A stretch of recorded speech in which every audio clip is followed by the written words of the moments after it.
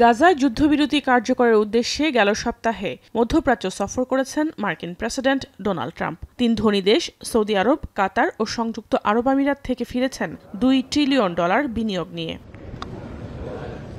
তবে ঐতিহাসিক এ সফরে গাজা যুদ্ধবিরতি ইস্যুতে কোনো ধরনের অগ্রগতি দেখা যায়নি। এমনকি ট্রাম্পের মধ্যপ্রাচ্য সফর নিয়ে পশ্চিমা সংবাদ মাধ্যমগুলোতেও কেবল যুক্তরাষ্ট্রের বাণিজ্যিক বিষয়টি গুরুত্ব পায়। আড়ালে পড়ে যায় গাজা যুদ্ধবিরতি আলোচনার খবর।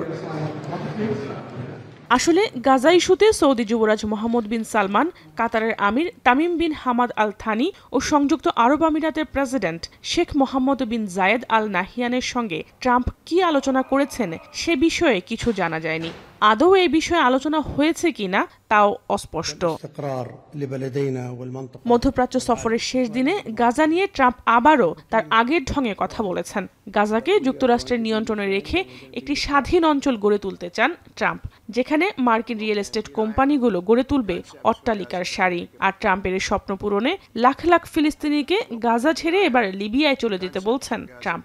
এছাড়া গাজার ক্ষুধার্ত ফিলিস্তিনিদের খাবার দেওয়ার দায়িত্ব নিতে চান তিনি। I have concepts for Gaza that I think are very good. Make it a freedom zone. Let the United States get involved and make it just a freedom zone. Have a real freedom zone. Because it seems that Gaza, every time, every 10 years it happens and more than that, it really happens all throughout. They've never solved the Gaza problem. মধ্যপ্রাচ্য সফরে ট্রাম্পের ইসরায়েলকে bypass করার বিষয়টি নতুন আলোচনা তৈরি করেছে।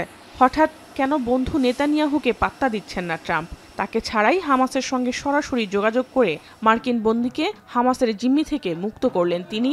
এছাড়া ইয়েমেনের হুথিদের ওপর হামলা বন্ধের বিষয়টিও নেতানিয়াহুকে অবগত করেনি হোয়াইট হাউস। সিরিয়ার ওপর নিষেধাজ্ঞা তুলে নেওয়ার বিষয়েও নেতানিয়াহুকে কিছুই জানায়নি ট্রাম্প। তাই ট্রাম্পের মধ্যপ্রাচ্য সফর ও ইসরায়েলের সঙ্গে তার সম্পর্কের টানাপোড়েন নিয়ে চলছে চুলচেরা বিশ্লেষণ। প্রশ্ন দেখা দিয়েছে, নেতানিয়াহুকে মূলা ঝুলিয়ে যুক্তরাষ্ট্র কি একাই গাজার নিয়ন্ত্রণ নিতে চান, নাকি এর পেছনেও রয়েছে ট্রাম্পের ভিন্ন কোনো উদ্দেশ্য?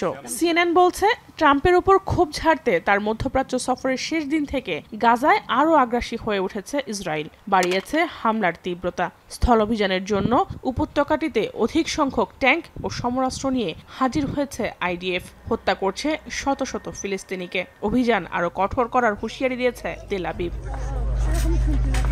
গাজা নিয়ে অনেকটা কাড়াকাড়ি শুরু করেছে যুক্তরাষ্ট্র ও ইসরায়েল, আর তা দেখেও চুপ আরব বিশ্বের প্রভাবশালী সব নেতারা।